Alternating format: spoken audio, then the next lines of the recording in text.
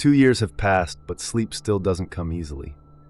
My wife Sarah and I lie awake most nights, listening to every creak and whisper in our house.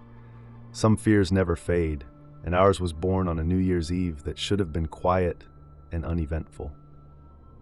Our daughter Emma had just turned 4 months old. The exhausting newborn phase was still our reality. Endless diaper changes, 3 a.m. feedings, and the kind of bone-deep tiredness that makes you forget what day it is. New Year's Eve used to mean glittering dresses and champagne toasts at crowded parties. That year, it meant hoping we could keep our eyes open past 11. Emma had been fussy for weeks, but that evening she fell asleep around 9 o'clock without a fight. We placed her in the crib upstairs. In the nursery, we'd spent months painting a soft lavender. We'd invested in an expensive baby monitor, the kind with a crisp video feed that streamed to both our phones and a portable screen.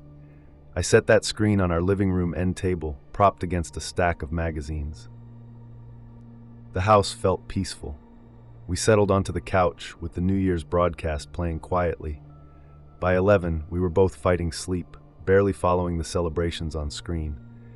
I kept checking the monitor every few minutes out of habit. The night vision showed Emma bundled in her sleep sack, perfectly still, chest rising and falling in a steady rhythm. Around 11:45, the energy on TV started building toward midnight. Sarah made us both hot chocolate since she couldn't drink while nursing. Outside, our neighbors began setting off early fireworks. Small pops and crackles echoed down our street. I glanced at the monitor again. Emma hadn't stirred. "She's sleeping like a rock," I told Sarah. "Maybe the fireworks won't bother her." "Let's hope so," Sarah said. "I'm too tired to deal with a meltdown tonight." The countdown began. 10, 9, 8. We counted along half-heartedly, too exhausted for real enthusiasm. At midnight, the neighborhood exploded. Fireworks boomed so loudly our windows rattled. Someone nearby must have bought commercial-grade explosives because each blast shook the walls. I immediately checked the monitor, expecting to see Emma screaming, but she was motionless, completely still. "Wow," Sarah said, peering over my shoulder. "She must be exhausted." Another enormous boom rattled the house. The neighbor's dog started howling. On the screen, Emma didn't move even a fraction of an inch. Something felt wrong. Emma was sensitive. She'd wake up if I closed a door too hard. These explosions should have terrified her. I picked up the monitor for a closer look. That's when I noticed it. In the corner of the screen was a small timestamp, 11:38 p.m. I looked at our cable box. It read 12:06 a.m. The video had frozen nearly 30 minutes ago. We'd been staring at a still image while the real world moved on without us. "Sarah, the monitor's frozen," I said, my voice cracking. "What do you mean?" "Look at the timestamp. This isn't live. We haven't been watching her." I didn't wait for her response. I dropped the monitor and ran for the stairs, taking them 3 at a time. Sarah was right behind me, gasping. The upstairs hallway stretched endlessly in the dark. I burst through the nursery door expecting crying or sleep or something normal. Instead, freezing air hit my face. The window stood wide open. The curtains billowed inward like ghosts. Below, the window screen lay crumpled on the grass, sliced clean through. I stumbled to the crib. Empty. The sleep sack lay abandoned, unzipped, and tossed aside. Emma was gone. "She's gone!" I screamed words I never thought I'd say. "She's gone!" Sarah collapsed beside the crib, sobbing Emma's name over and over. I ran to the window and looked out at our dark street, still flickering with distant fireworks. The celebration felt like mockery. While we'd been downstairs watching a frozen screen, someone had climbed up, cut through our defenses, and stolen our daughter.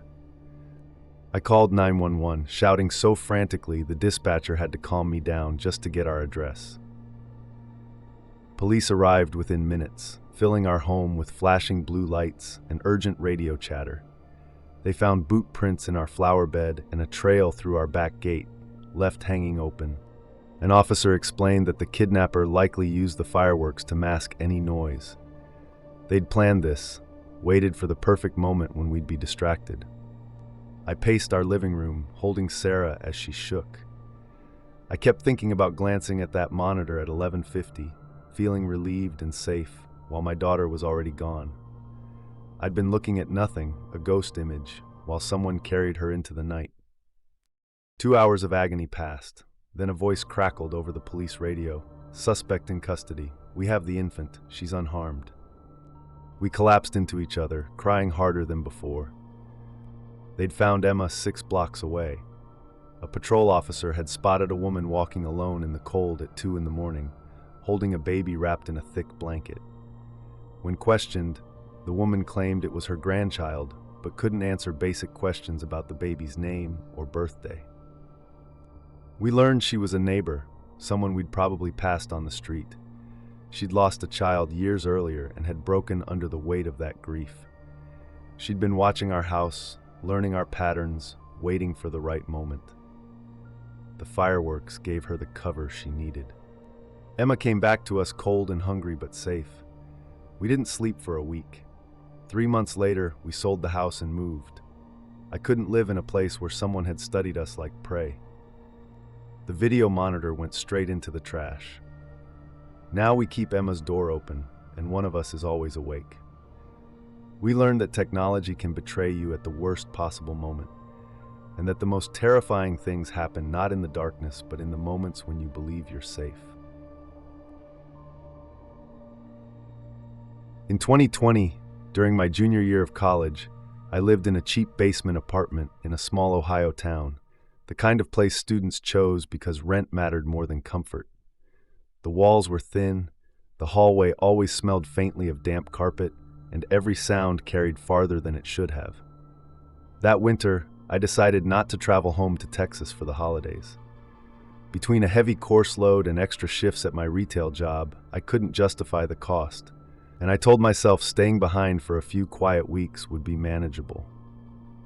By the time New Year's Eve arrived, the building had emptied out.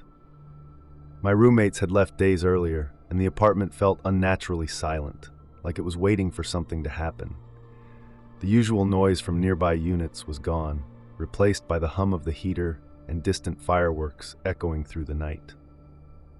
Around 7 in the evening, while standing at the stove heating ramen, a sudden knock at the door startled me.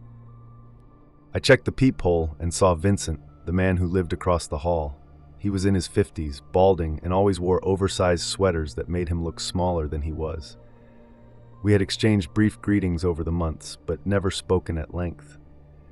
He seemed socially awkward, maybe lonely, but not threatening. I opened the door without much hesitation. He greeted me politely and explained that he had cooked a pot roast as part of his New Year's tradition, but had made far too much for one person. He said he noticed my lights were on and assumed I might be alone. As he spoke, the smell of roasted meat and garlic drifted into the hallway, instantly making my dinner feel sad by comparison. Feeling both hungry and sympathetic, I agreed to join him, telling myself it would just be a short visit. His apartment was laid out exactly like mine, but the atmosphere felt completely different. Where my place was cluttered with books, laundry, and unfinished assignments, his was nearly empty. There were no photos, no television, and no decorations of any kind.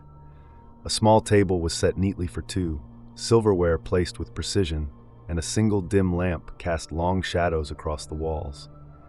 As I sat down, I heard the solid click of the deadbolt locking behind me. When I turned, Vincent smiled and casually said, "It helped keep the cold out." The food tasted good, but the conversation immediately felt wrong. Instead of casual talk, he asked specific questions about my roommates, confirming they were gone and asking exactly when they would return. He asked whether my family knew I was alone and if I kept in regular contact with them. I answered vaguely, lying without thinking, while an uneasy feeling settled in my chest. When he poured soda into my glass, I noticed his hands shaking slightly, and I stopped drinking. The mood shifted completely when he announced that he had dessert prepared, lowering his voice as if it were something special. I stood up and said I needed to make a phone call, but his expression changed instantly. The warmth vanished, replaced by something cold and rigid, and he told me to sit down.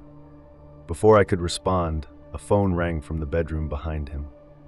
Vincent froze, his eyes widening in what looked like genuine panic. He ordered me not to move and rushed into the bedroom, closing the door behind him.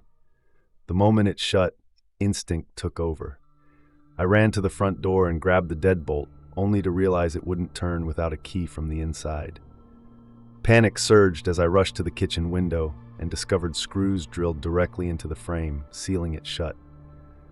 From the bedroom, Vincent shouted angrily, his voice raised as if arguing with someone, but there was no second voice. When the bedroom door opened, I grabbed the nearest heavy object and ducked behind the kitchen counter. Vincent called my name in a cheerful tone that didn't match the situation. I saw him moving through the apartment holding duct tape and a utility knife, checking rooms slowly and deliberately. Thinking quickly, I grabbed a ceramic platter from the counter and hurled it across the room, shattering it against the wall to distract him. As he turned toward the noise, I charged forward and slammed into him with my shoulder. He fell hard, dropping the knife, and I didn't hesitate. I saw the keys clipped to his belt and lunged for them. He grabbed my leg and screamed, thrashing with surprising strength, but I kicked until he let go. I tore the keys free, scrambled up, and forced one into the deadbolt as he shouted that I couldn't leave. The door opened, and I ran without looking back, sprinting up the stairs and out into the freezing night.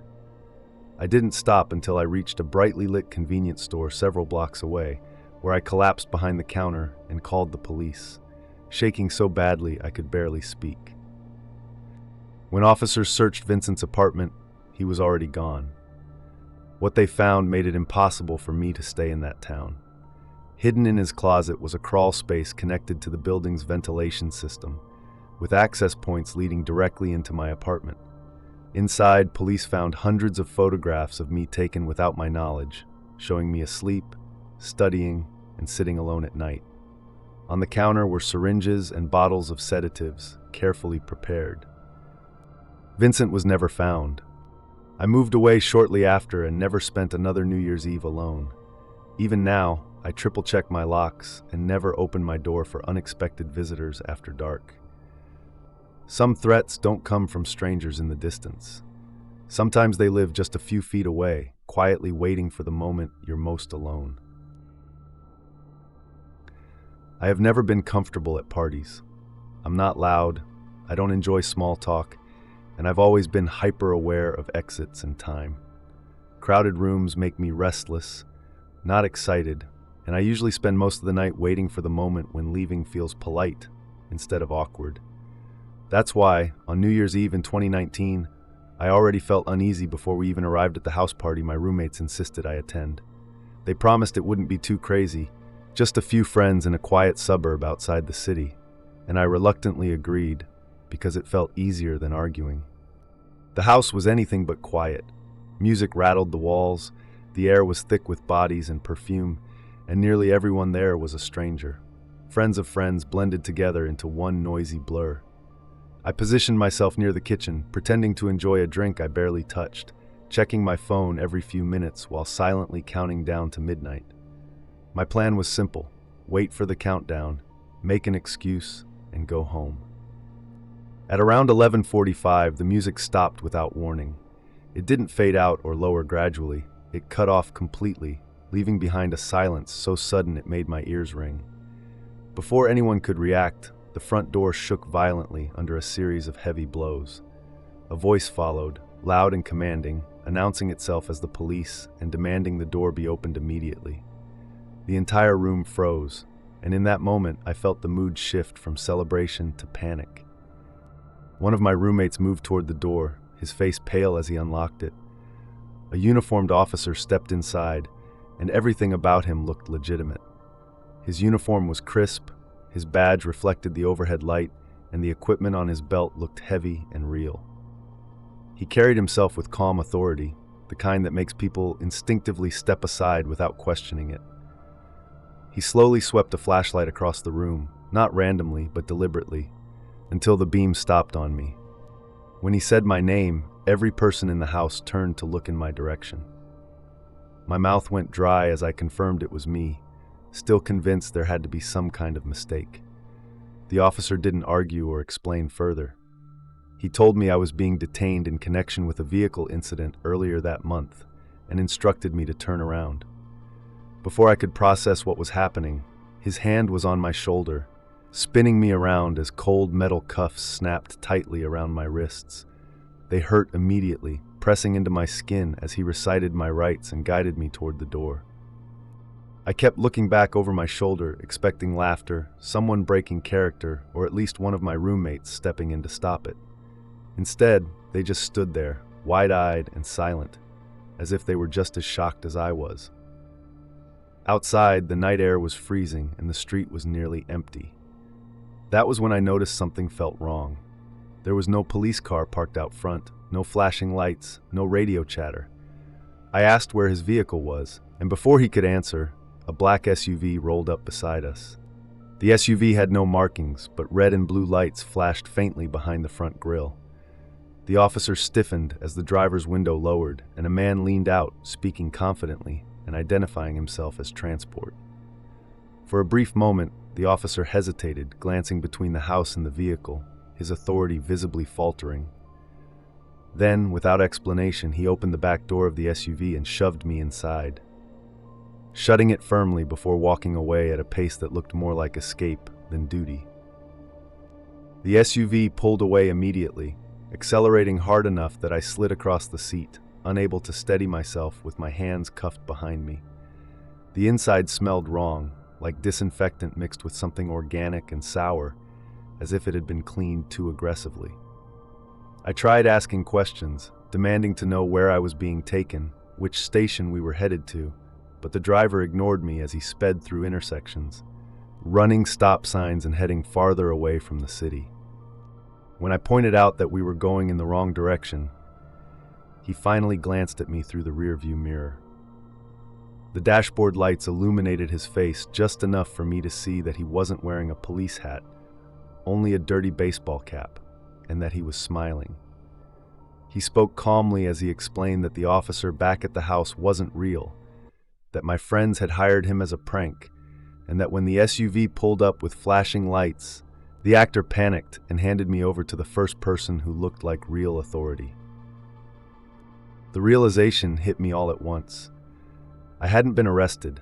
I had been handed off. I started screaming, kicking the door, but the locks clicked shut as the SUV continued deeper into darkness. By the time the car turned onto a gravel road surrounded by trees, there were no streetlights left, no buildings, no signs of civilization. When the engine shut off, the silence felt heavier than anything I'd experienced all night. I didn't think when the door opened. I reacted. I kicked with everything I had, connected with his chest, and threw myself out of the vehicle, crashing face first into frozen ground. Pain exploded through my face and chest, but adrenaline drowned it out as I ran blindly into the woods. Without my hands for balance, I stumbled and slammed into trees, branches tearing at my skin as a flashlight beam swept through the darkness behind me. I eventually spotted a rusted drainage pipe half buried in the ground and forced myself inside, pushing backward until there was no more room. The pipe was narrow, filled with icy mud and rot, and the smell made me gag, but I stayed still as footsteps approached. The light hovered near the opening as the man spoke softly, almost conversationally, telling me he knew I was close. After several unbearable minutes, he kicked the pipe hard, sending a metallic clang through it, and then walked away. I stayed there until the sky began to lighten. When I finally crawled out, shaking and numb, I walked for over an hour before finding a gas station. The clerk took one look at me and called the police. They cut the cuffs off at the station, and my roommates were there, crying as they explained the prank that had gone wrong. Days later, police found the SUV abandoned. It had been stolen, and the interior was lined with plastic. They never found the driver. I moved out of state not long after and cut contact with everyone involved. Some mistakes change relationships, but others destroy them entirely. I learned that night how easily authority can be faked, how crowds create false safety, and how dangerous it is to assume that someone else is paying attention when you stop paying attention yourself.